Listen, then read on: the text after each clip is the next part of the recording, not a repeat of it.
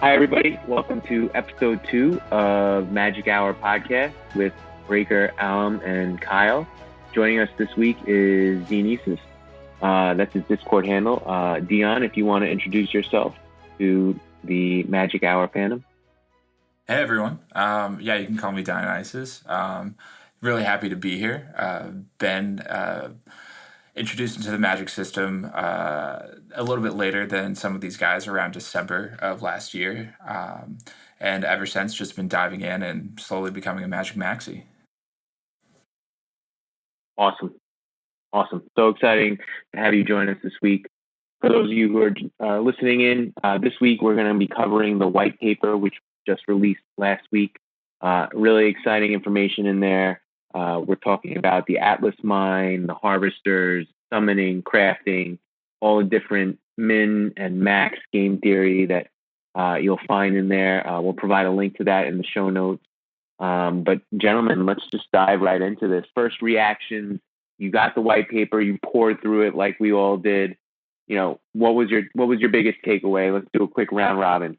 Yeah, well, honestly, I mean, as you guys know in the Discord, I'm always going insane, even about last week, about the lore and stuff like that. So this obviously, to me, was an absolute mind blower. I absolutely loved the white paper. Everything I read in it just blew my mind absolutely away. It was, I just think it was impeccable. Shout out to End for creating such an amazing, white paper with his team as well. They all did an amazing job with it. And personally, what I liked the best about the white paper was definitely talking about the Genesis Legion missions and just about the Atlas Mine itself. I know a lot of people are really interested in the Harvester and what's going to be coming up in February about it and stuff. But what really caught my eye was just honestly just the Atlas Mine, and we're definitely going to talk more about that too. So I feel the same. I fell absolutely in love with the design.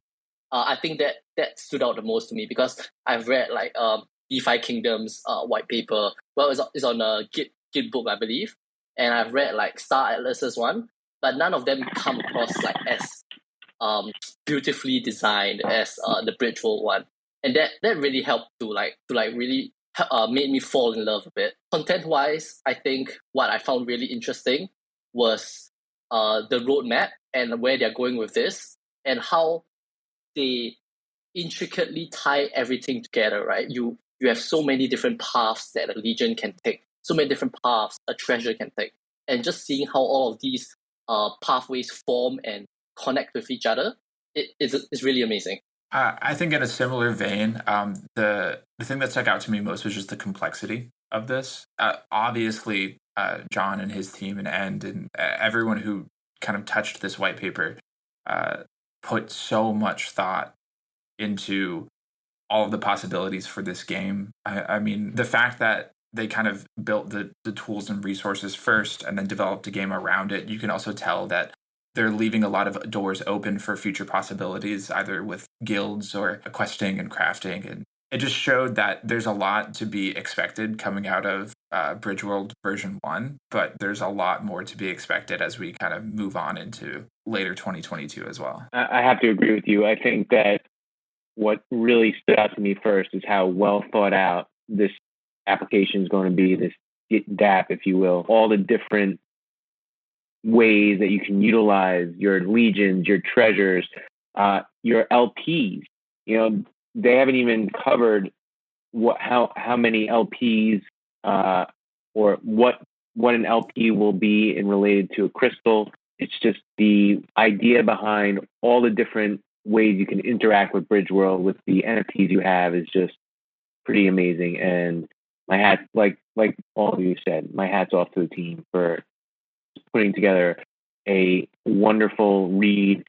If you haven't read it, I encourage you all to read it. It's amazing. I also put together a spreadsheet just to analyze the ways that you can use your legions and your treasures and how that will maximize your magic stake in the mine, and how long are you going to stake it in the mine.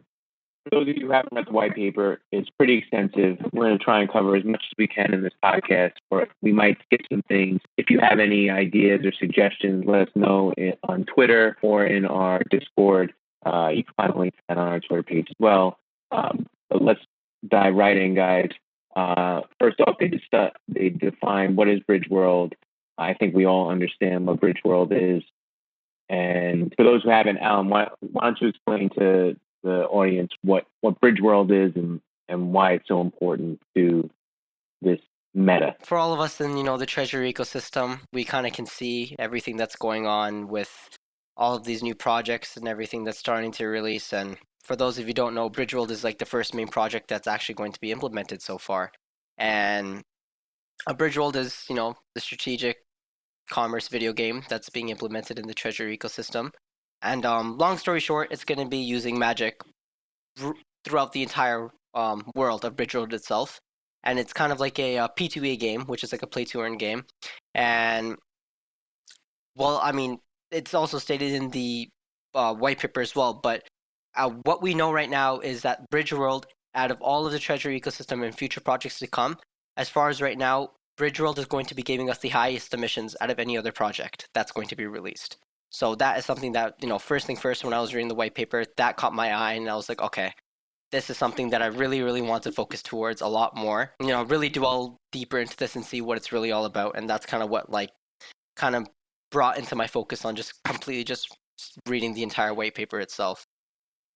You certainly captured the importance of it. It really is the central part of Magic and this entire ecosystem.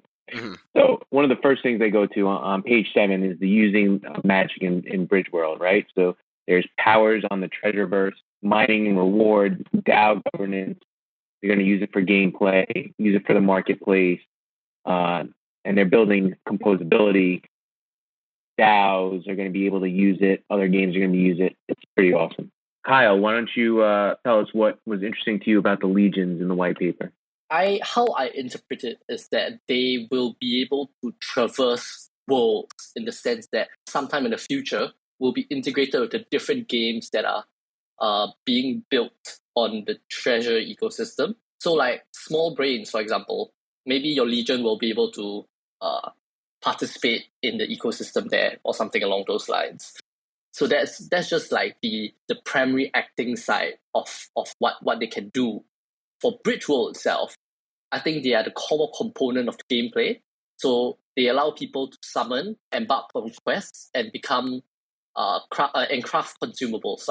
So because each of these actions take some time to complete, right? Like for example, summoning takes 7 days, and in those 7 days, you can't actually do anything else. So it really forces people to think about what they want out of their legion and what they aim to achieve, right? What someone with 1 legion has different capabilities for someone with 7. Say I have 1 legion.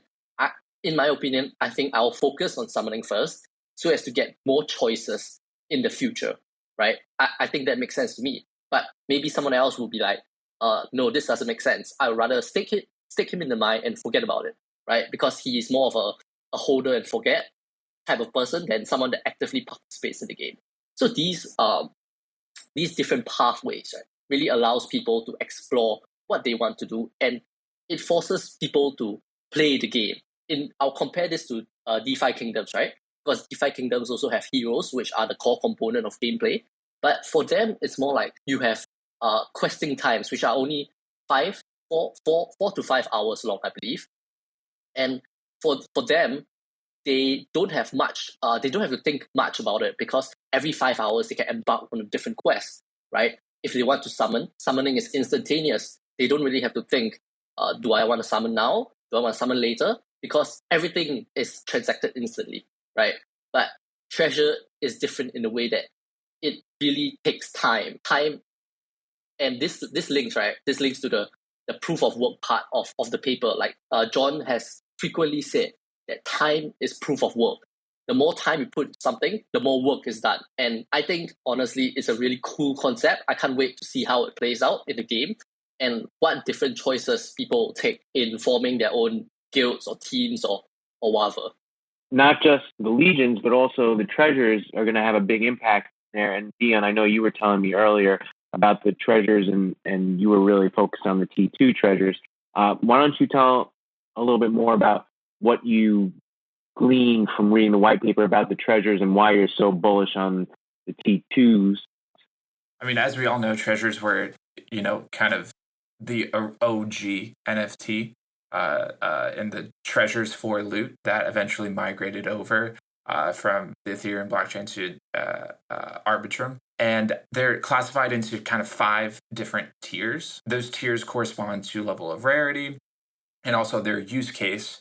As far as I understand, there are 2 main use cases for treasures in Bridgeworld. The first is you can stake up to 20 treasures to help boost your mining emissions. Of course, with tier 1 treasures being more valuable in terms of a higher percentage boost.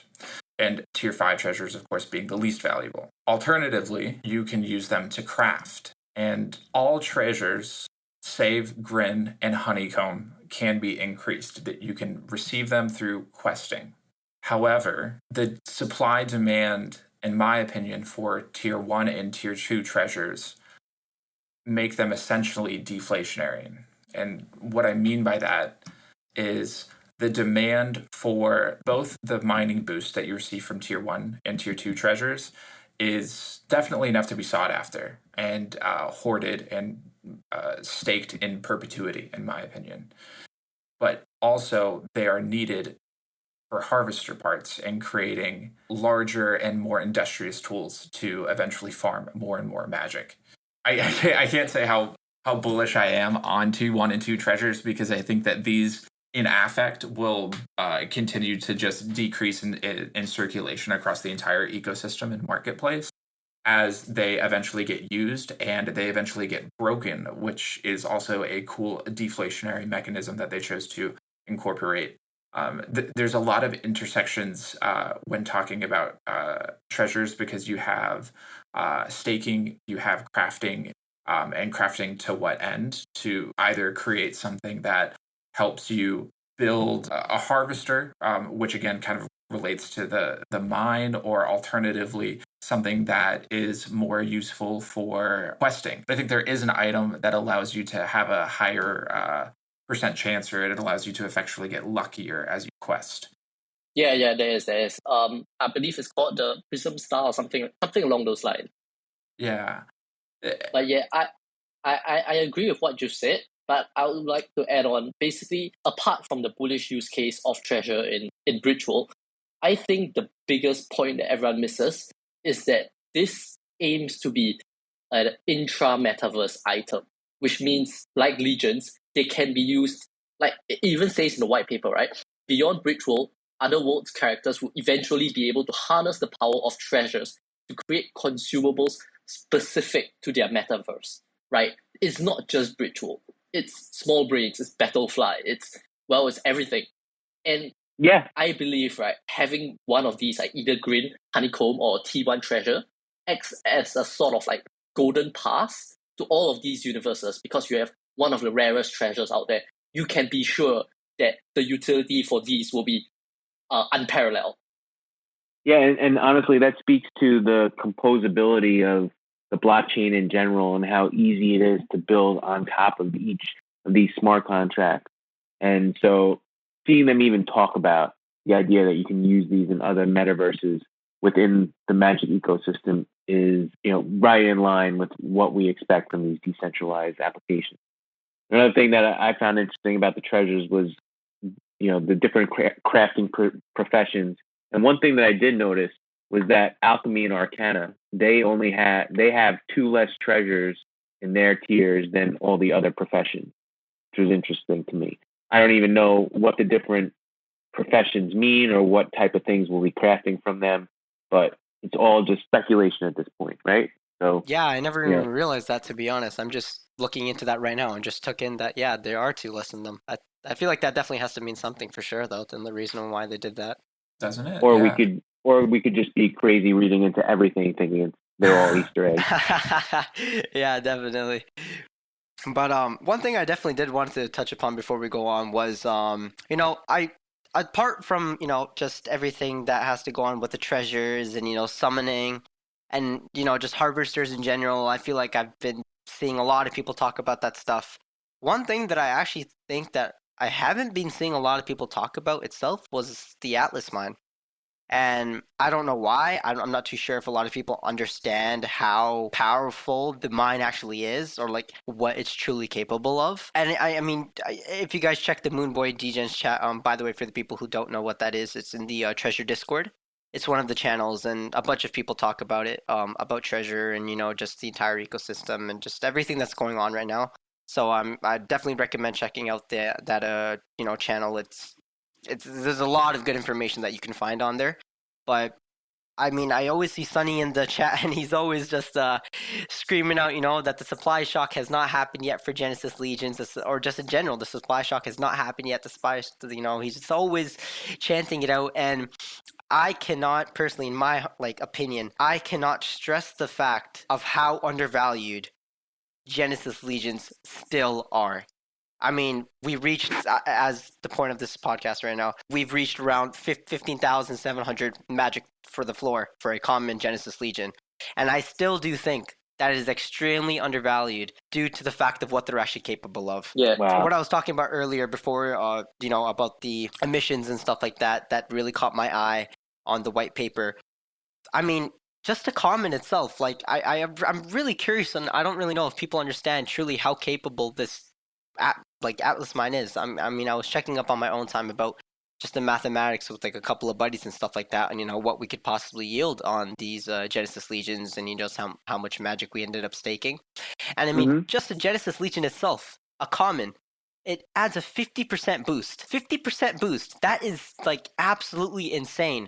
And I mean, plus the treasures that you also add. And then, I mean, future on, you have the harvester components, and then you just have all these bunch of things that you can add to just boost in your multiplier for your treasure. But the key takeaway to this that is really, really important, and I feel like that's also why a lot of people might not be talking about it too much, is the key component to this is how much liquidity of magic you actually are putting within the mine itself. That is the key component. And I feel like that's the takeaway to this. If you're putting in, for an example, 100 magic worth into the mine, and you have a 300% boost multiplier, whether that's you have a Rivermen Genesis Legion, and you have a bunch of tier 1 treasures and just a bunch of really rare items that can boost your multipliers, and you have a really high multiplier but a low initial amount of magic that you're actually staking itself. I mean, you're still going to get a lot of, you're still going to yield a lot of return due to the fact of how much magic you ended up staking. But I mean, when you're talking about a lot of people that are holding a lot of liquid of magic, they're holding a couple thousand magic, 5,000, 6,000, 10,000 magic even, and they're buying these Genesis Legions, they are going to yield a lot. And I mean a lot through that mine, and I cannot stress that enough. It was blowing my mind when I was reading the white paper. It was truly blowing my mind, and I honestly thought it was just too good to be true.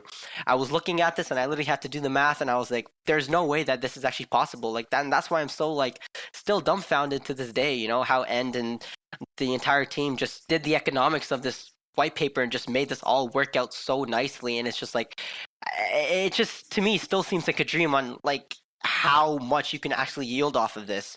And I feel and that's also why a lot of people are talking about the supply shock, because I feel like once the staking actually starts, and about after the pilgrimage and stuff like that, and we'll touch up upon that just in a second, but I feel like after the pilgrimage, and once people actually start to stake the Genesis Legions and their treasures and everything within the Atlas Mine, I feel like people are going to start to realize, after other people talk about how much they're actually yielding, I feel like people are really going to start to realize the worth of the Genesis Legions, and how much power they actually hold to this ecosystem, and what they really mean. And I mean, on top of that, we just saw within the last few days, we were at around 8,000, 9,000 magic literally just 2 days ago, and I mean, now it's almost doubled. We're around 15,000, and that's insane, especially with all these dumps that are going on, and Ethereum, and just all this crazy stuff going on. And to see that these are still holding on, and they're actually picking themselves up is just absolutely amazing to see. And I'm really, really, really, really sure we are going to see a supply shock to these very, very soon, very, very soon, within the first week of its staking. It's entirely possible. I have to say, you brought up a lot of interesting points, and I'm just going to try and touch on all of them. But first thing, you're absolutely right about the economics. I mean, if we talk about just locking your magic away for 2 weeks, and you have just a Genesis common. That right there, if you have 10,000 magic, is going to be equivalent of staking 16,000 magic with nothing.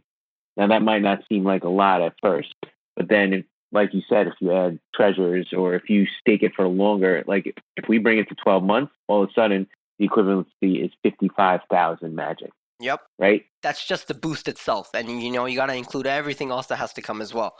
Oh, yeah. No, I'm using a Genesis common and 12 months as an example, but you're absolutely right. There are so many ways that you can slice and dice this. Thankfully for you listeners out there and for you guys in the Discord, I put together a spreadsheet calculator that includes all the treasures, the classes, and you can just put your initial magic stake to see what type of emissions you'll get, and we'll provide a link to that at the end as well. Right. When you guys are talking about staking magic and the mining power boost model, the boost percentage is not an APR, right? It represents the multiplier on your magic stake for purposes of calculating your mining power. Right. Well, to calculate the emissions, right? If the emissions are being distributed to all parties in the staking system, which is how we all understand staking and emissions to be, and there's no reason for us to think otherwise. At least they haven't said so. But all the emissions that are being distributed are going to be distributed to your magic, including the multiplier. So if there's a grand total of 1 million magic staked and everybody includes their multipliers, it could be actually like 20 million or 30 million effectively staked that they're going to spread the emissions to. And so that's the way I understand it. Do you guys understand it in a different way? Am I completely wrong? The way I understand it is that mining power is derived from magic and whatever else you stake on it, right? And this mining power is used to calculate your share of the mining emissions. So having high mining power enables you to gain a greater share of the emissions, but it does not increase the rate of magic emissions. Well, I'm reading it off the white paper right here, right? That is correct. Yeah, no, that's correct. You're right. It's not increasing the emission. It's increasing your multiplier or your percentage to get more. And just like the Genesis mine, the Atlas mine, it requires 60+% staked to provide of circulating supply to generate 100% emissions. Yeah, so which I think is you genius. were talking about. It's genius to have that type of requirement, right? Because it is. It forces the community to work together and be like, hey, if we stake at least 60%, we all win. So let's stake at least 60%. Yep. Absolutely. And I think one of the things that you can tell reading this is that John is a DeFi native. Like, he knows what gets communities and DeFi coins off the ground. And that's kind of embedded and imbued into every aspect and mechanism of Bridgeworld and the magic token itself. We can spend a whole 2 or 3 hours just talking about the mining in general. I want to move this along because I have some questions for you guys. We want to game theory this out a little bit after we cover all the different opportunities that we can, or the activities that we can do in Bridgeworld. Why don't we talk about some of the other things that we can do? I know we touched on crafting. Let's talk about the legions for a second here. The pilgrimage, meaning an opportunity to receive a class. One of the 5 classes: siege, fighter, assassin, ranged, or spellcaster. That's going to be an initial activity that most of the users are going to have to participate in. Do you think that that's going to have an effect on the supply in a different way? What do you mean? What do you mean by the supply? Well, I guess meaning, for 24 hours, all these different legions are going to be locked up. That might change the way the market acts, or I don't know. Maybe it's going to make people pause, or maybe it'll be nothing. There has to be something to the pilgrimage, right? Well, they wouldn't just put it in there. For no reason. What's the idea behind it? Well, I think that's one of the open doors that I was talking about before. I don't think that they necessarily go into it, at least at this moment in time. And we have the option as a community to like create ideas and new avenues for the utility of these different classes: siege, fighter, assassin, ranged, and spellcaster. And I think ultimately it will be really interesting to see how many people actually choose to participate in the pilgrimage and what that will do to value of legions that actually don't do the pilgrimage. Like, would a Genesis legion that you have saved from doing the pilgrimage be more valuable than maybe the lowest valued of the 5 classes? Because you can maybe roll it into a possibly higher percentage or a higher value class, whatever that is. Interesting thought there. Interesting thought. I like it. I didn't think about it that way. And then there's also the constellations, which legions can tattoo multiple constellations on their skin. It's going to be very interesting to see what that means and how that impacts the way legions are properties are in the overall Magic system as well. One of the other things that users will be able to do is craft consumables for the harvesters. Now, we haven't even touched on the harvesters yet, but the harvesters are 5 harvesters or 6 harvesters? 6 harvesters, right? Yep, 6. Yeah, so there's 6 harvesters, and we touched on this last week when we were talking about the lore, but there are going to be 6 different harvesters, and they're each going to require 500 legions parts, right? They're going to require 500 parts crafted from treasures in order to be operational at their peak efficiency. I mean, that's such an interesting way of getting a community together, and we're already starting to see these DAOs pop up around these harvester ideas. And, you know, at the same time, they're not going to be released until February. So what happens to everybody who's doing the Atlas Mine in the beginning? Are they just going to stake for 2 weeks and then see what the harvester issue is like, or are they going to focus on creating parts for the harvesters? I think someone worked out the timeline. It's going to take a lot of treasures to create these harvesters, or the parts for these harvesters, and treasures are going to break in the process. Yeah, absolutely. I think it is going to be, not to get into the weeds of how long or the specifics of how long it will take, but it will be very interesting to see. I think that harvesters will be probably where the guilds truly get to shine as they get to pool their resources and probably develop these and work in collaboration, develop these parts and work in collaboration to actually race to the top and actually and complete a harvester part.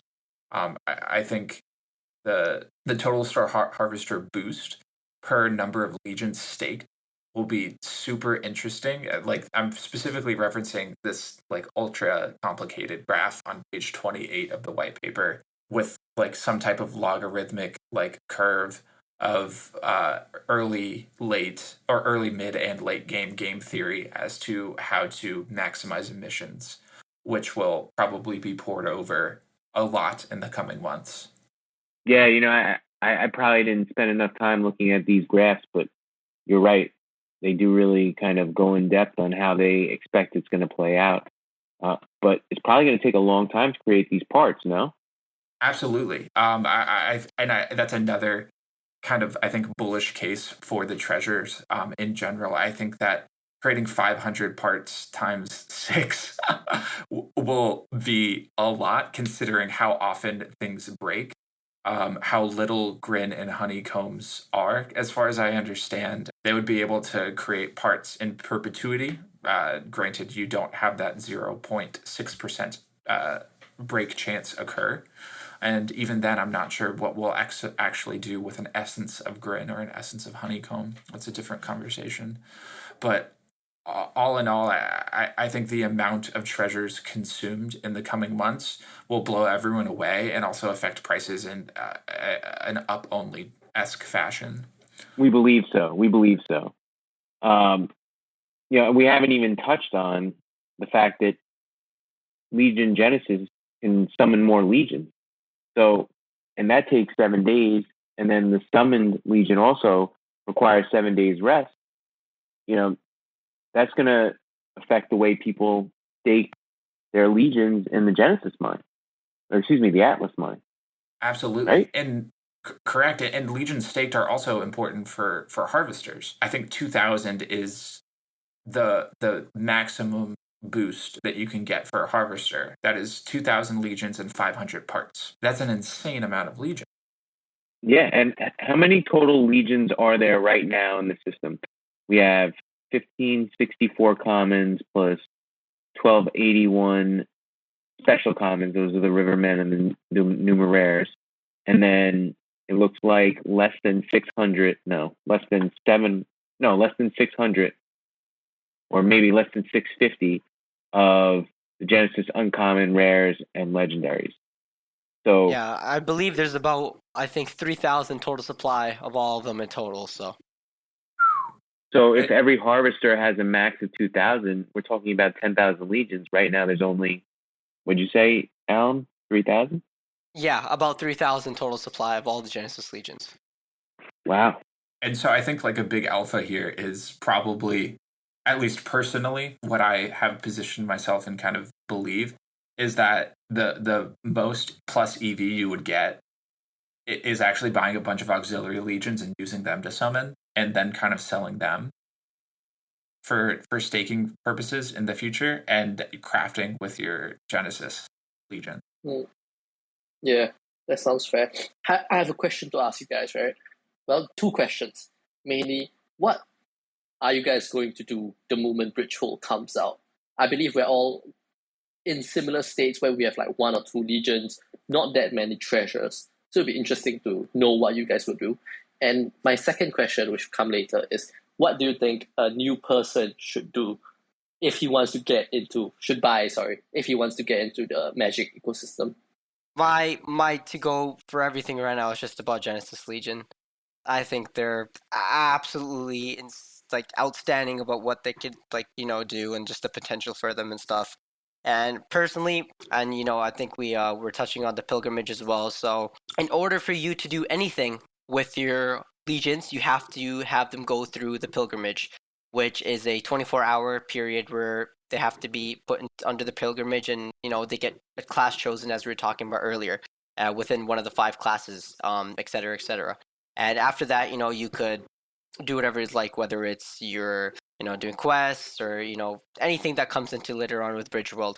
But for me, my personal plan is I'm going to same thing, have it go through the pilgrimage, and right after that I'm gonna honestly just throw it right straight into the Atlas Mine itself, in my opinion.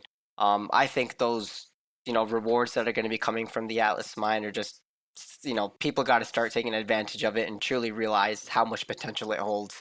And honestly, kind of alpha out here, but again, as I've been just reiterating it multiple times, but if you guys have the money, or just have the amount of magic to buy a Genesis, I would do so. I personally would recommend anyone, whether you're new, whether you're someone who's already in the ecosystem of treasure, I would seriously recommend buying a Genesis Legion, because honestly, I personally think, without a doubt, just in my opinion, I think, after multiple years of treasure, just evolving and everything, just adapting towards how everything is working, I think Genesis Legions are probably going to be the most expensive thing on treasure ecosystem. I truly do believe that.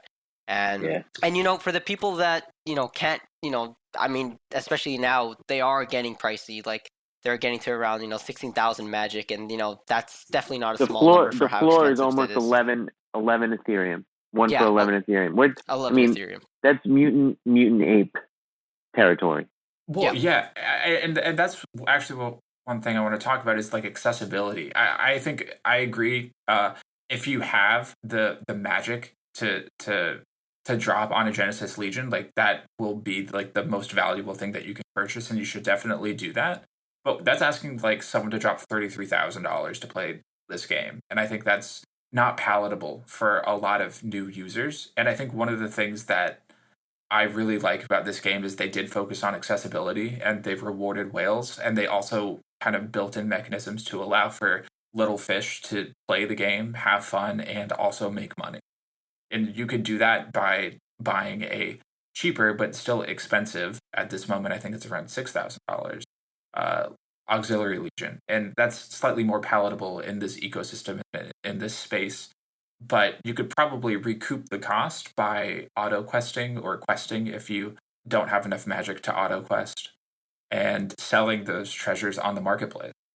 And honestly, like, it's still, even if that 6,000 is still a lot to you. Again, I really like how they've just made just Bridgeworld truly just a game that absolutely anyone can play, whether it's someone that has a lot of magic, whether it's someone that has absolutely nothing, because you can also rent legions and recruits as well that are also going to be coming out soon time as well. And if you really don't have any magic to get started with, and you truly are just extremely new to the ecosystem and just everything in Bridgeworld itself, you could definitely just start off renting your people who are holding legions can definitely rent them out to people who cannot afford them itself. And I think that's a great mechanism that they also implemented as well for the people who are truly just getting really new to this.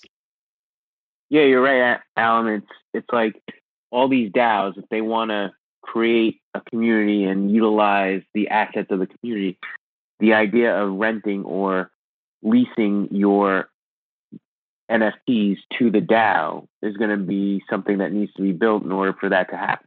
So there's definitely going to be that idea of being able to loan out your assets to others who want to utilize them, whether it's to summon a different legion or to craft something. So I think you're exactly right. I think, going back to what you said, the Legion Genesis is going to be the most prized possession of the ecosystem, but it's still only one piece, at the same time. And that's what's so crazy about this whole thing. Going back to what you said, Kyle, what's the activity that you're going to do first? When the Atlas Mine is released, I think I'm going to stake for 2 weeks and see what happens, because, maybe I want to create some or summon some legions first and see where we're at. But I definitely want to have a portion of my magic bag be staked for 12 months. I think that it's going to be too hard to pass up at a 12-month vesting schedule where you're just going to get, the missions percentage is what, 400%? Yeah. Yep. It's still too hard to pass up. That's all class territory, and the all class, there's only 271 all class in the space and 5 one of one.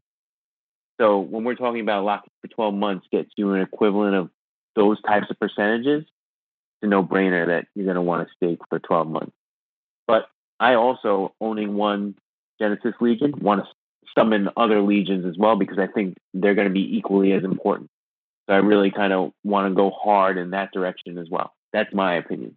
I don't disagree. I think my move is I will be summoning as much as possible with my auxiliary legions and kind of flooding the marketplace with what I have used to summon. So I'll be selling the auxiliary legions that have used up their singular summon, and then summoning more and doing that. I think that's plus EV. I will probably lock up a small percent of my total magic bag in the 12-month lock.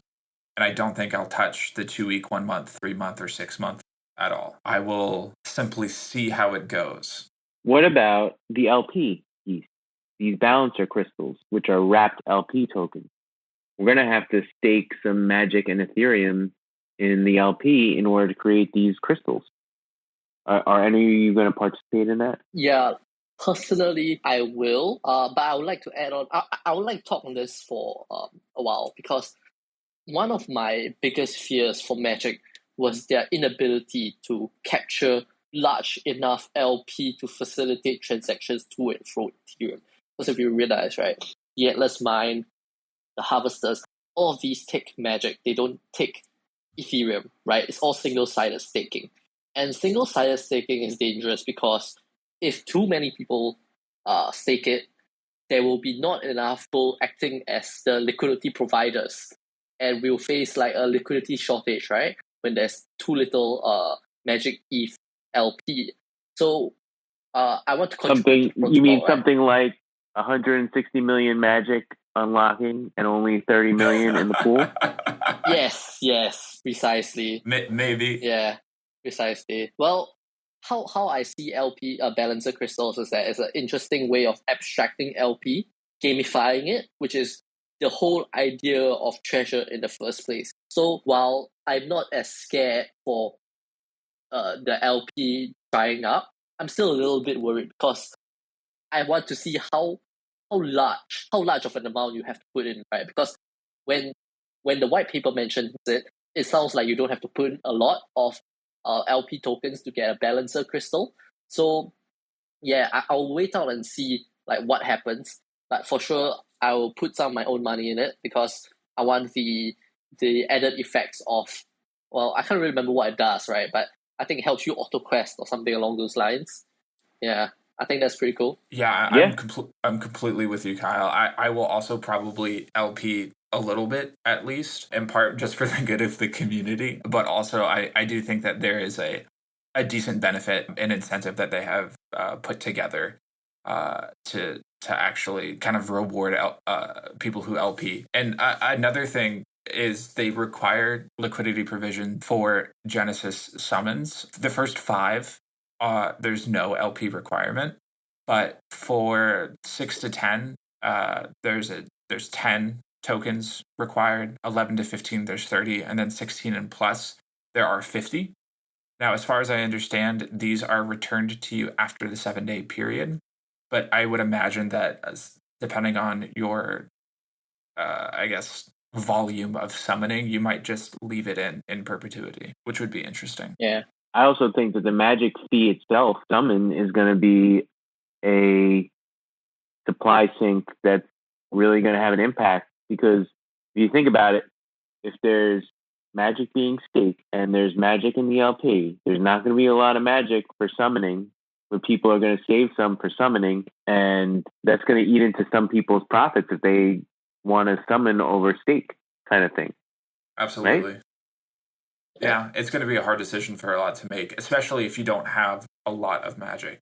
I think that there's choices embedded into so many different options. I mean, even at the end of the white paper, you have 6 different kind of ways to play the game, which I'm sure are possibly oversimplified in such a way that there could be even more different ways or areas to focus on. But being a lot of decisions, I think, makes for a really fun game.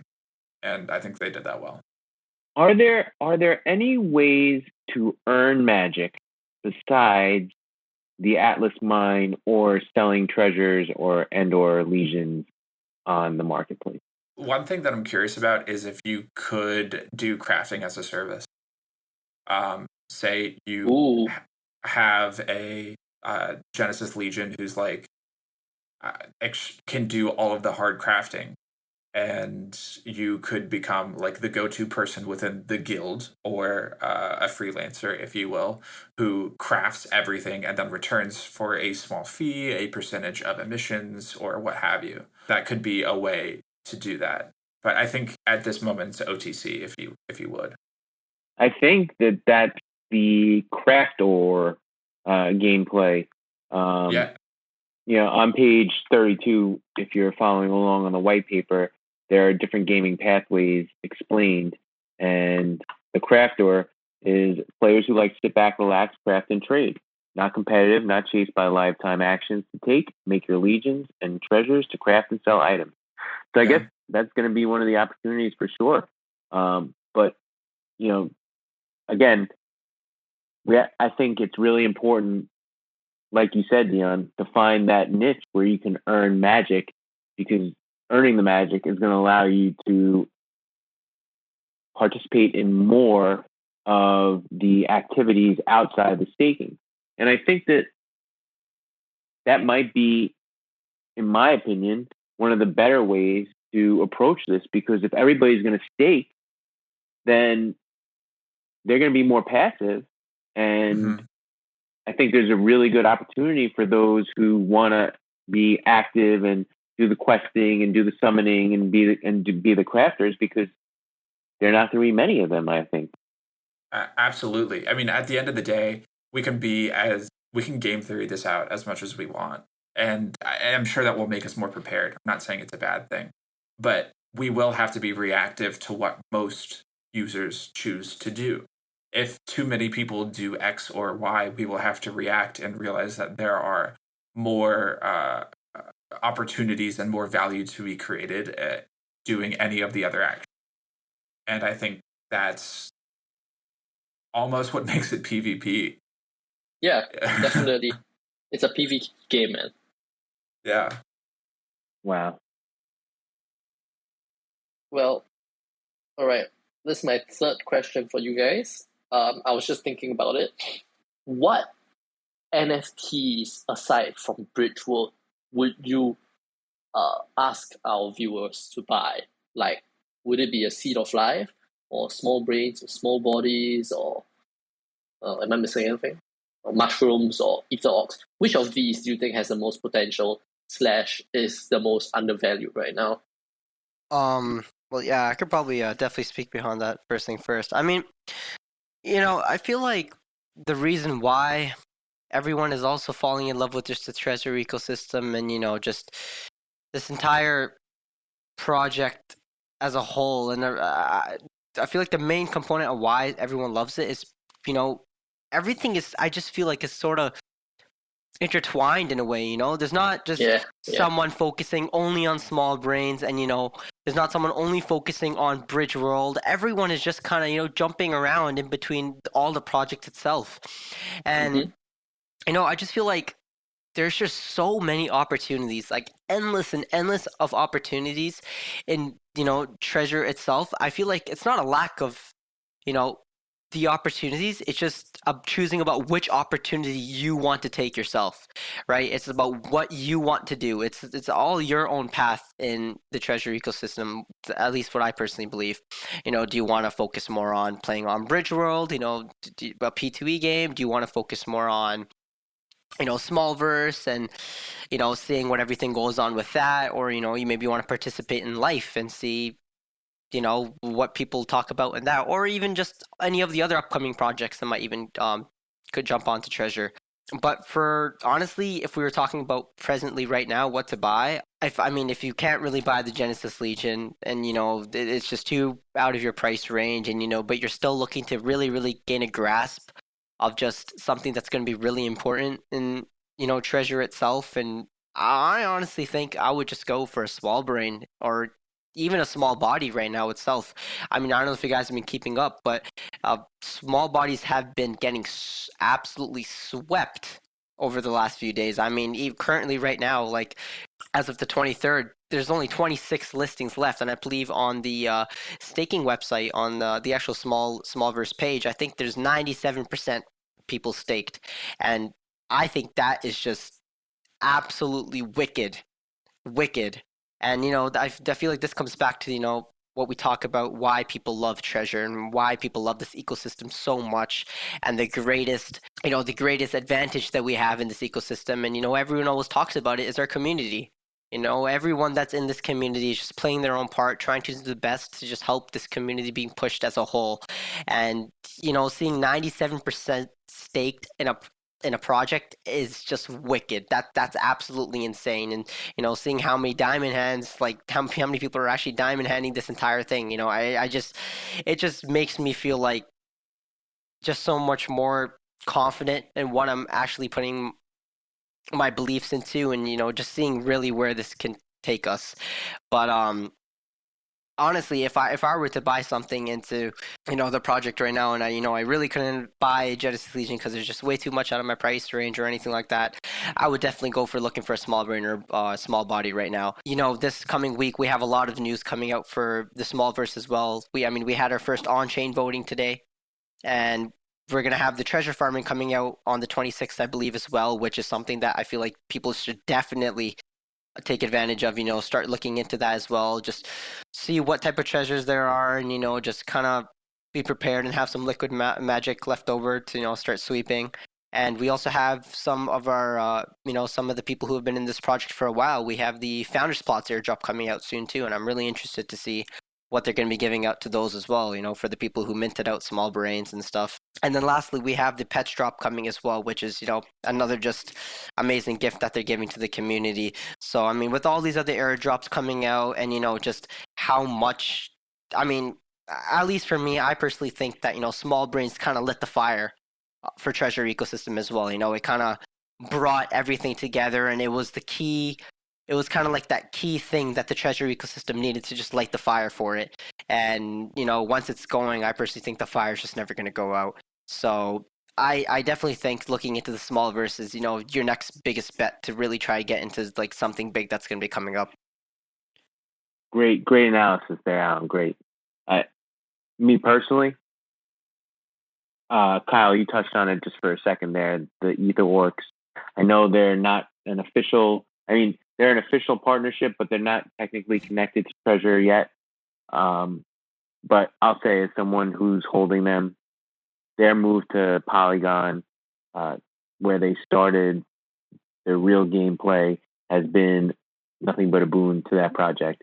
The floor went from just under around 1 to now you can't find a productive orc under 4 ETH right now. And the shamans, which are the latest ally to come out, they're going for almost 2 ETH on OpenSea, and they just announced a new ally that's going to be minting now, because they already minted out all the shamans, and those are ogres. So first off, the team is delivering, the community's engaged, the game is pretty entertaining for a blockchain game. Again, it's all like it's almost like pen and paper style gaming at this point, right? Because you're just creating transactions and having them go on journeys, but it's just a transaction that's taking place. But I have to say, EtherWorks for me has been a great ROI, and I still think that there's plenty of room to run on it, and they're going to be adding PvP, dungeon raids, land, so many different things. I could go on for hours on EtherWorks. So I think that they're a really good project to be looking into too. What do you think, Dion? I'm going to go with Alum, and I'm going to say small brain. I think that there's a lot coming up in their roadmap. I think there's tons to be excited about. And I think also as new projects get released on Arbitrum, small brains have just become this like almost immediate whitelist tool. They're kind of like, they remind me also a lot of Anonymize in so much as like really tight knit community, and they hear news first a lot. Similar, I think Anonymize I sold before they created the alpha channel, but every time I go into small brains, I learn something new, and I feel like I come out with just a whole lot of alpha. Yeah. I said this on the last episode. I personally don't own any smalls. I regret it every day of my life right now. I probably should have bought them when I could, but at the same time, I feel like I'm going to let it go. I'm going to stay out of the small brain universe because I'm already in with my Legion Genesis. I have my treasures. I'm going to be okay. I'm going to make it. Well, you are going to make it, especially if you stay in this ecosystem, but you got to buy one in case the floor hits 10 or 20 ETH, because then we're going to have the yacht party. Oh yeah. I mean, I'm going to hold the treasure team definitely to that statement. I mean, hey man, I believe it was Trippy that said, he was like, I'm not going to be your small dev if we don't host that yacht party. So I'm definitely going to be holding all of them to that, and I definitely see that as a possibility. And honestly, like, as much as I would honestly like try to chant out to buy a small brain or small body, or just get into small verse as well, that's also the beauty of this ecosystem that I keep talking about is there's not a lack of opportunities in this. There really isn't. It's not about you missed out on this and you won't be able to get another chance. Like, any project that you're in on this, I personally believe it's just a win. It's just a win. And there's just so much potential, and there's just so much that's going to be coming out. And again, what people talk about in other live spaces and stuff like that as well. And people who have been in this space for a while, they always talk about how early we are. I mean, if we talk about, Treasure's market cap and again, how quickly everything has just progressed, we are so early. So early into this. I cannot stress that enough. And, we really have not taken off to, where we really can be. And for the people who really want to get into the treasure ecosystem as well, and, you kind of feel kind of hesitant to get in, and, you kind of feel like the ship has already left, like, I can promise you it really hasn't. I mean, plus we have all these airdrops coming out too with small brains, and I mean, there's going to be so many other opportunities and so many other chances to, grab anything in the ecosystem. It's just, there's just so many opportunities to take up from here. It's just deciding on which path you want to take and, where you want to go in the ecosystem itself. That's just honestly what I personally believe. There sure are a lot of opportunities. You're right about that. And speaking of which, I am watching right now. Like, I'm watching the marketplace. Small bodies, when we started talking about it, there were 26 listings. Now there are only 24 listings. 24 small bodies listed for sale. That's wild. I think that, first off, before we get into final thoughts, I just want to say I think our next episode will likely be on small universe. We've spent the first 2 episodes here, obviously, talking about Bridgeworld and the treasure ecosystem. We want to get into the broader space. Smallverse seems like the next space we should cover for real. Hopefully, by the time we start recording that episode, we'll have some more information about their roadmap and what's going on there. But I think we definitely covered a lot of the white paper. Gentlemen, do you have any final thoughts? Anything to share? Please keep it brief here if you can. Yeah, also what Kyle was touching upon, this is all, again, no one can truly predict what's going to happen with treasure and what's going to happen with everything what's to come in the future. No one can predict what's going to happen. It's just like, it's truly just believing within the team, yourself, and with the people around you who are also believing in the project, believing in the community. I feel like those 3 things are one of the most important, factors you should be looking into when you're, making a next big step, whether that's you're changing an ecosystem, whether you're changing, an entirely different marketplace they're using or a project. I feel like those 3 things are definitely a big component to look into whenever you're buying anything, not even just about treasure itself. For those people who also are buying, other projects, whether it's on OpenSea or just anything.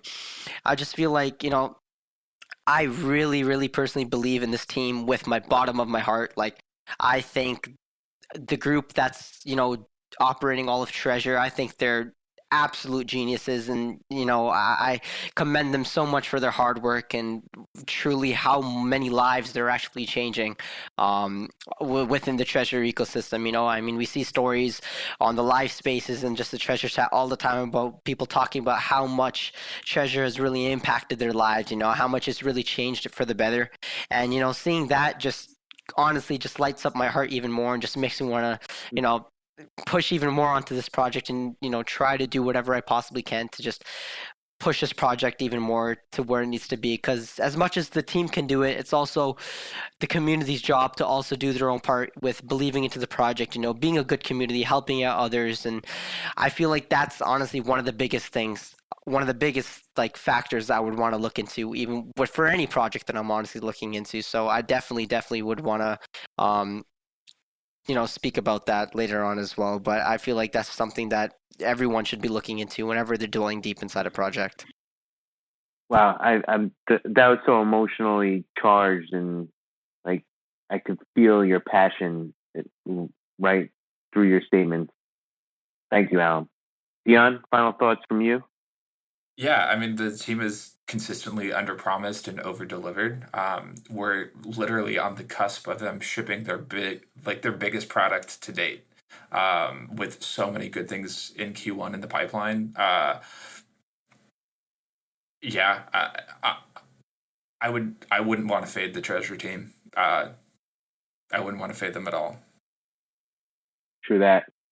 Well, guys, thank you again for another great conversation about treasure, Magic, Bridgeworld, the white paper, talking about the game theory, our our expectations.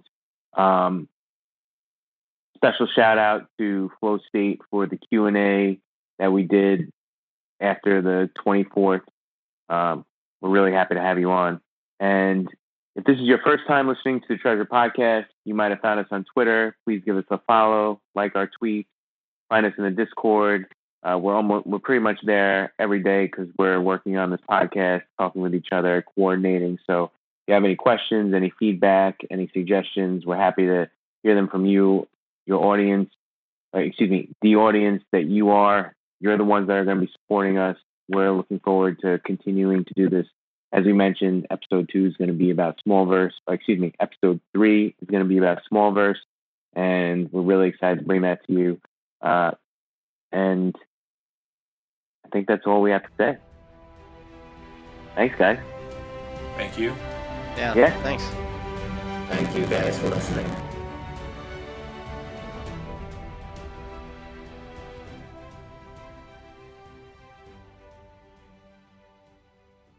Ladies and gentlemen, we have Flow State here joining us on the podcast. He's going to provide some analysis regarding the January 24th unlocking event. Alum has recommended he join the podcast. I think it's going to be really great to hear his analysis. Flo, why don't you tell us a little about yourself and how you got into the Magic ecosystem before we get into this?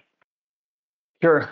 Thanks. It's a pleasure to be here. And we have one of a kind community-wise. And the least that I can do is just keep contributing and just jumping on these calls because it is a joint effort, isn't it? So my background comes from traditional finance. I've been involved in primarily was FOREX or the currency markets. So I have a lot of experience in TradeFi ever since 2007, 2008, when the global financial crisis hit us hard. And I suppose that was, now in hindsight, a great time just because you learn a lot from all that volatility. And ever since I've been conducting market analysis, I've been trading for myself, mainly from a technical perspective. That's where I've been actually, specializing. And I used to work not long ago, and I will get to that point in a second because I want to connect this story to something else that just recently happened. But I used to work for a brokerage firm in Australia. I had media appearances, Bloomberg, CNBCs, you name it.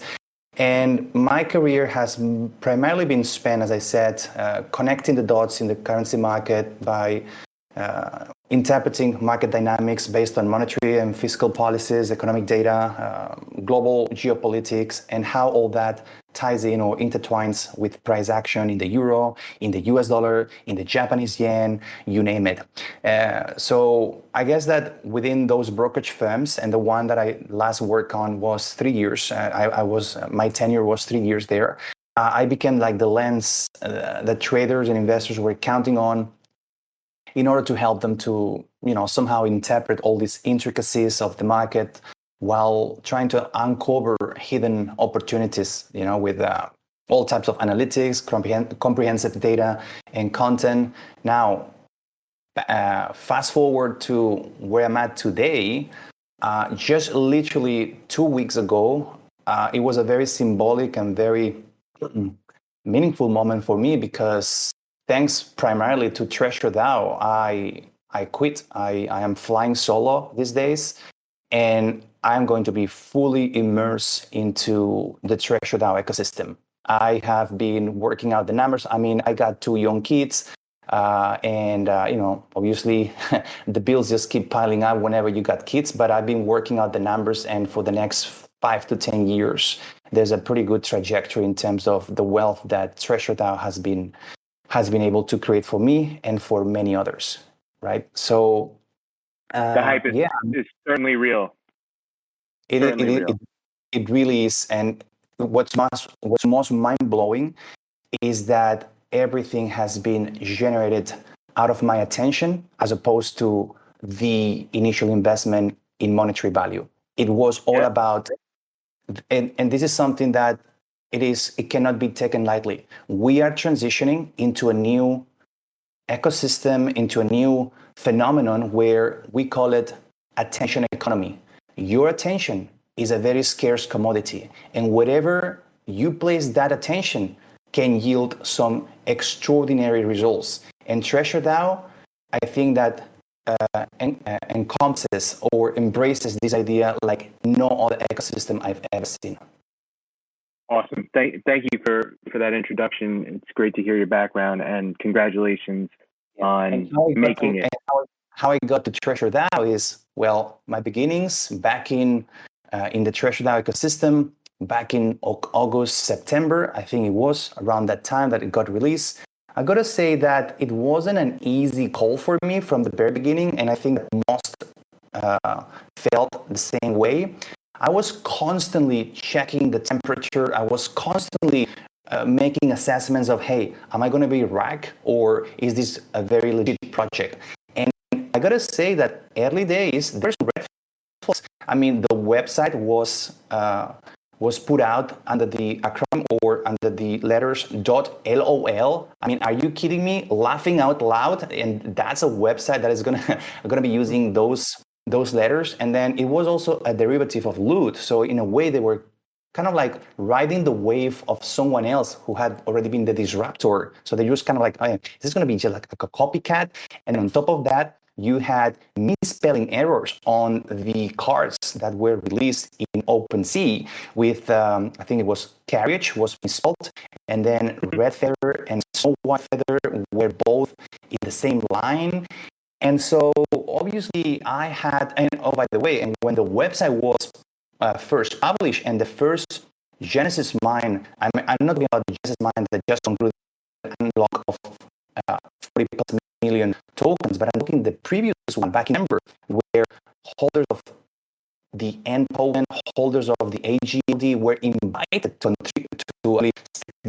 tokens or take the NFT in this case and make up to 1,000 magic per day. Wow. Numbers. Yeah, but at the time they messed up the scoring system, and those that were holding a green or a honeycomb were not getting as much as someone who was holding a small bird, as far as I remember. So there was a lot of confusion around the team, but then obviously as weeks went by, I think that we can all safely conclude that the team has blown everybody away. For sure.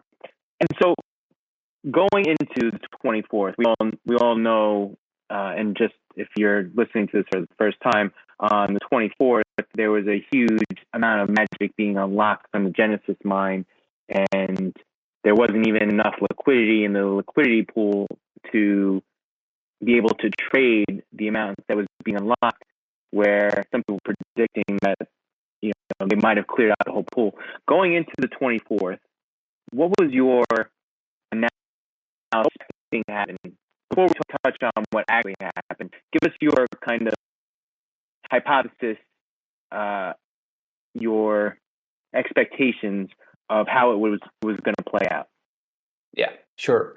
And by the way, whenever you're trying to put out these type of predictions, you cannot pretend to be Nostradamus. You cannot pretend to have some type of prophetic view. It's going to be playing out very accurately. It is just more about giving an eagle view of where we might end up being in a few weeks' time, as opposed to this is what it's exactly going to happen in the 24 hours.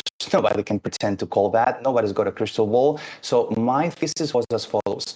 We have had ranges within Magic that have gone from $1.50 to $2 before moving into the next discovery phase. And so we had the first phase that went from 10 cents to $2. Once we broke that into new all-time highs, we transitioned around the 3.5. We struggled for a while, and then we went for that last run to $5. So on the way down, obviously, at the end of the day, look, even though we're not trading traditional finances, this concept of the market front-running events and the market acting as a discounting mechanism that is trying to anticipate tomorrow's news today is also going to be playing a role in the Magic ecosystem. So my thesis was that if we had the unlock at the time on January 24th, if that unlock happened at a time that Magic was trading pretty high in the 4, in the 5, even in the 3.5 mark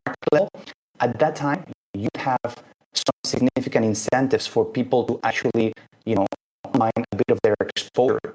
And when you account for the compounding effect of 40 million that would be unlocked in the span of 3 days, that can create some serious sell-side pressure.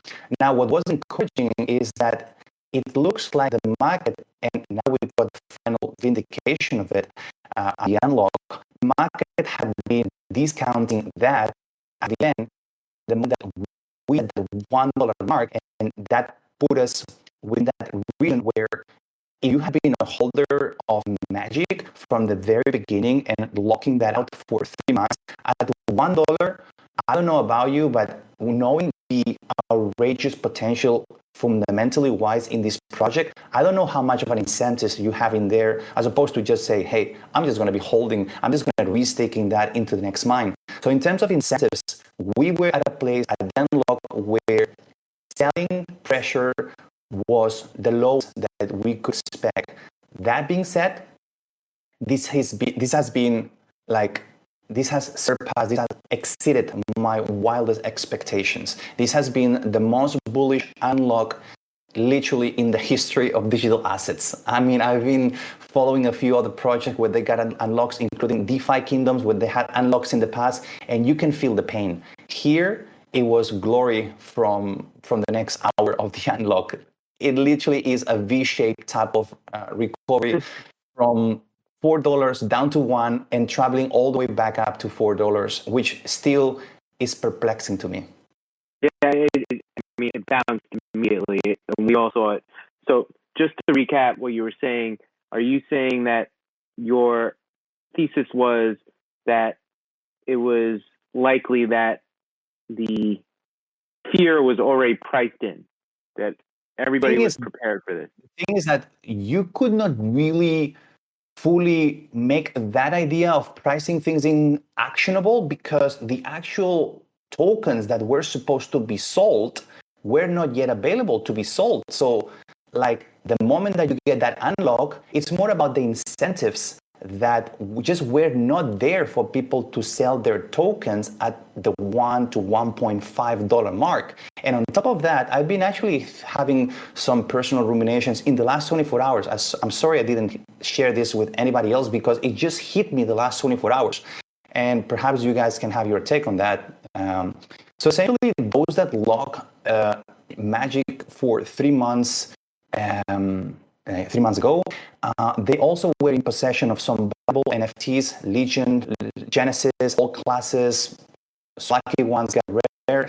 So I was wondering, maybe what they've done is, let's just say that they wanted to diversify away from Magic because let's face it, we don't have to in 100% of our portfolio in Magic necessarily. I think that's actually irresponsible.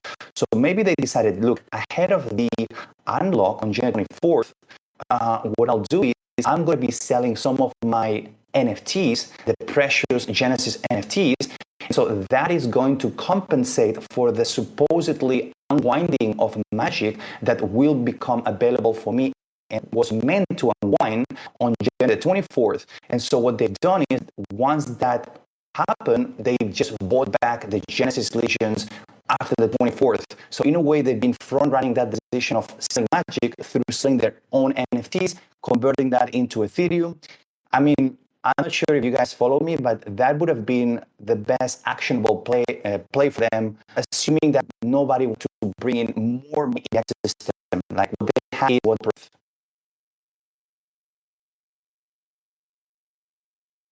You want to jump in here? No, honestly, you guys can definitely go for it. Yeah, I just want to say, I totally get what you're saying. I did that myself. I sold my Genesis Legion at 9K because I wanted to liquidate myself, free up liquidity to buy Magic at a low price and then buy back my Legion at a theoretically low price, right? But in the end, what happened was the Legions went to 18K, I believe, and Magic just went up only. So yeah, it was terrible. Yeah, and that's why it's very complicated. It's quite messy trying to anticipate these events and how everything is going to be playing out and trying to be acting too smart. At the end of the day, if you want to simplify your decisions, it's all about holding magic. And obviously when things go a little bit out of hand, out of control, like that ran to $5 in early 2022, to me was just, hey man, whatever magic I got, I'm just going to recycle that back into Ethereum, because I think it's pretty much baking the cake that there's going to be some significant retracement. The market proved me right there. And so unless we really get into some insane levels where you can then start to diversify back into Ethereum in expectation that you're going to be buying at a lower price, you probably want to be here in the long run. So in a year from now, this is just going to be looking like a blip or a drop in the ocean, really. And that's how early we are. Yeah, we're definitely early, that's for sure. So where do you see the price action going over the next couple of weeks as the Atlas Mine opens up, or do you think that the game theory has not yet been fully realized and it's more of a wait and see type of situation? So my idea was that it would take a good couple of weeks for the market to detox itself from the paper hands that want it out and just build that next base layer of strong buyers. That has not happened. And I doubt now that only 25%, last I checked this morning, of magic remains locked, meaning that we've gone down from, north of 70s, 60s down to 25, and there's been no impact to price. So hoping that the remaining lock magic is going to lead or is going to result to a significant dump. I think by now it's been proven that it's probably going to be wishful thinking. I think that this type of V-shaped recovery at a time that the broader market has been feeling really the pain of feeling Bitcoin, they have actually been tumbling. So in a way, this price action has decoupled itself from the broader market and the falls that we've seen. So magic follows and march on the rhythm of its own drums, and nobody can really defy that by now because of so my expectation moving forward, that's what I'm going to get to, is that we're probably going to be consolidating for a while between the $2.5 and $4. Once again, back to this $1.5 to $2 range or bracketed areas that we have found in the past. And you can start to find now that confirmation through price action. So on the way down, you will notice that for a number of weeks, we were trading between $2.5 and $4. So that constituted the range that eventually got broken during the 22nd. That same level at 2.5 represented a major structural point that now has been recovered on the back of June 21st, and that has now been fitting back into a role of support. And we've seen now this new phenomenon of what I think is happening right now is those that were expecting to buy at a lower price starting to realize, damn, I lost that opportunity and it's not coming back anytime soon. Now they're aping in. So that last bit from $2.5 up to almost $4 that we saw overnight, that is people finally deciding, hey, I'm in rain and I'm recreating no longer a chance to education. The best obviously was that $1. You had to be very quick. I just say, I don't know if you guys experienced, but I was very frustrated with Sushi Swap because I just kept clicking in so many transactions. So, and I've been actually sharing the same word with a few OGs, and same thing happened. Like Sushi Swap also got to get their act together there. Yeah, totally agree. I've experienced a ton of failed transactions myself with Sushi Swap. But Flo, I want you hit on a bunch of topics in that last monologue, and I want to kind of dive into specifically something that you said.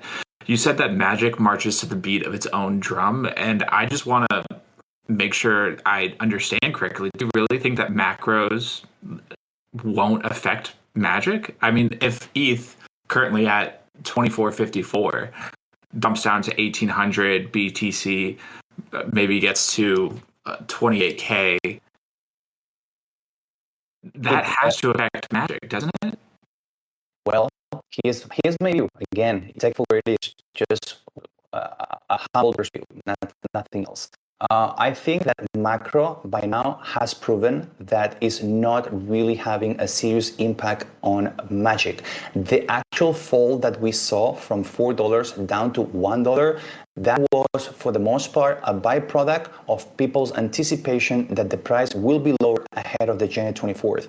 We had episodes back in the past where Bitcoin, Ethereum, they've been bleeding lower, and Magic has not been, getting that much price impact. Also remember, there is a major, in my opinion, disparity, and Magic still means for venture capital firms, for whales, for big players, it still means a value investment. Now that Bitcoin and Ethereum have grown so far, the macro means that there's going to be less capital flowing into cryptos. It doesn't mean that the opportunities are going to be gone. So the investors, the ones that are informed, are going to be traveling further out of the distribution curve, of the bell curve. So Bitcoin and Ethereum are in the middle. Magic is extreme and has the most value. So that's where the migration of capital will come and stay in this type of projects. If you actually go to coingecko.com and you categorize the performance by metaverse projects in the last 7 days, I'm not saying that this is a phenomenon that just had 4 hours. In the last 7 days, out of the big league, and I'm talking, we're now not far still from market capitalization, but in terms of volume and in terms of performance, there's no that can match Magic in terms of performance. No, the decentralized of the world, not the Axis of the world, nobody. So there is the preponderance of evidence suggests to me that Magic, even though it's going to be an ugly macro environment, it might lead to a slowdown in price appreciation. But to be frank with you guys, that price action on January 24th is the ultimate sign you need to know, and you need to just keep back and refer to as to what is the perception of the market in terms of where the real valuation of Magic is supposed to be. And we're heading higher. Wow. So do you think it's possible that the price was driven down to prevent those who are unlocking from selling, and that because it went down so far, it created an opportunity for people to buy, and also got into the mind of the unlockers in that maybe I shouldn't sell right now. It's not a good time. It seems like there's a lot of positive sentiment behind it. Do you think that that's a possibility? Look, one of the metrics that is very helpful is volume. Volume analysis goes a long way in understanding the involvement, the commitment, the overall activity in a project. In Magic chart, you will notice that move on the way down was on decreasing volume. So volume is tapering on the way down. There wasn't that much of an involvement. So to me, it's a mixed bag. And what helps me explain what happened, again, it's just a set of factors. Number one is pretty much everybody and their dog agreeing in agreement that there would be an opportunity for purchases of Magic at a lower price. So people, I believe, kept allocating to Magic, but far from the amounts that they would have they've actually allocated without an unlock. And also, you have to be reminded that the macro environment of the last 2 days, it's actually turned out to be pretty bad. So that's one factor. In terms of manipulation, whale selling Magic, that can certainly be a possibility. And by coming from a background where you got all types of planning strategies, market makers that are going to be looking to distribute price from one end of the spectrum to the another, I certainly see that since we've been growing in popularity, there might be some type of, complex, sophisticated campaigns that are going to be leading to price being taken to a point where then they have maximum exposure, maximum allocation. So there's no size fits all in what happened to Magic. What is clear to me is that the repercussions of having traded that low is that whoever had that opportunity had now been gifted with a bag of Magic size that is probably going to be, that is going to be coming about anytime soon again. You guys heard all that, right? Sounds like all going to make it. Yeah, definitely. That definitely sounds like some serious offer right there, to be honest. So, Flo, I do have to ask, first off, thank you for this wonderful analysis. You have some visuals. Obviously, we're an audio medium. We're going to ask people to visit your Twitter feed if you want to share some of your charts. I'm sure you already have. But I do want to ask, Bridgeworld just launched. We're all really excited. What's your play? What are you going to be doing first? I've been giving a lot of thought into it. We've been putting a lot of hours into deciding what's going to be the first move that will put me in an advantageous position. And I think that I'm going to start distributing my Magic into different time blocks: 12 months, 6 months, 3 months, 1 month, and even 2 weeks. I want to test things out. I don't want to ape in and just max out the main power. So I think the majority of my allocation will still go to the 12-month time block, because that obviously gives you an extremely high boosting power of up to 400%. Now, I think that for as a starter, I'm going to be using my Genesis Legions for I'm not going to be staking my Genesis Legions in the Atlas Mine in the first few weeks. Instead, I'm going to be crafting the heck out of I'm going to be crafting with my normal Legions, and my Genesis Legions are going to be summoning. I'm going to be summoning more auxiliary Legions, and hopefully get a Prism. I think you guys Prism, right? You call it PRISM. Yeah, that's right. And then I will take possession, and I will keep repeating this process over and over, and I will take possession of more auxiliary legions, and those will be deployed for questing, for crafting, because I think that the expected value of the item that can be gained out of those quests, out of that crafting, which, remember, the crafting is what leads to obtaining the parts that must go into the harvester.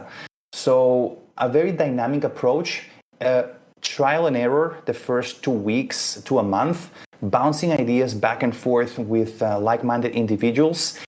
I'm part of the Clock Snatcher DAO guild. That guild is for the most part set up by OGs. Now we've opened doors to 150 people through some application process, and there's going to be some vetting that will be going on, and that will be based on both meritocracy, contributions, the possession of NFTs that they got. And so pretty dynamic it's going to be. There's no, again, I mean, if there's no one size fits all in explaining what costs Magic to go down to $1 ahead of the unlock, here, this is like a 4D chess type game, right? There's so many possibilities, and those possibilities will have to be continuously reviewed, because if people are going to be moving funds from the Atlas Mine into the Harvester, that means that probably you can take a bigger share of the pie if you remain in the Atlas. At the same time, if you're crafting, or if you're sending your legions for questing, that means that you have to deploy more resources into a different area, and so you're going to be somehow abandoning the other area. So, I mean, it is fascinating. It is no longer about the monetary component alone. It's more about that brain space that creates, that constant generation of dynamic ideas and gamification, combined with DeFi, combined with making friends in this community, is just unreal. And one more thing that I wanted to touch on is that I think Web3 and Treasure DAO, one of the reasons that smashed it out of the park is because Treasure DAO embraces Web3 kind of like as a vortex of talent, money, culture, and that brain space, right? That kind of like intellectual challenge as well. And obviously they've been pressing the right buttons from the very beginning, free minting, leading to millionaires. That's unheard of, right? So I've been trying to figure out, what's the best explanation that has led us to this point. And here's where it's due. There's a guy called Packy McCormick, and he is part of the No Boring Company. He has a newsletter that is really worth reading every single week. And he put out an article called The Pareto Frontier. And this Pareto Frontier is at the base layer is that humans make decisions in such a way that we want to maximize both fun and money that is out there. But there's always going to be a trade-off. If you want to get more fun, you're going to be sacrificing money. If you want to get more money, you're going to be sacrificing the fun part. So one of those two components tends to happen at the expense of sacrificing more the other. So this Pareto efficiency is essentially a situation where no individual or preference criteria can be better off without making at least one individual preference criteria worse off. And what happens with Treasure now is that for a number of reasons, that can be technological, can be financial, can be psychological, emotional, attachment, sense of belonging to a community, we are flipping that idea on its head. Right now, Web3 is pushing that Pareto frontier outwards by backing money into fun things and fun into money things. So this is what he calls the financialization of fun. So there's this inflection tipping point where now you can combine greater levels of fun and greater levels of money. And those two merge together as part of this Web3 Treasure DAO. And that's why I'm saying this is what is flipping. It's really flipping this idea of, hey, I got to sacrifice fun to obtain more money, and the other way around. In Treasure DAO, we have the time of our lives and we are making as much money as we ever did.